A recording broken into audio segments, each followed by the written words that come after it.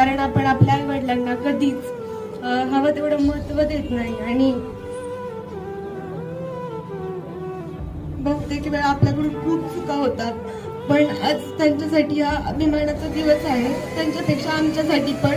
त्याच्यामुळे आज खूप छान वाटलं. मला खूप आनंद झाला की मी माझ्या आईला आजपर्यंत खूप मोठ्या मोठ्या गोष्टींची मागणी केली, तिने दिली. कोणत्याही परिस्थितीत तिने ते सगळं दिलं मला. पण आज एकच जाणीव झाली की आज माझे बाबा असते तर मी काही केलं असतं.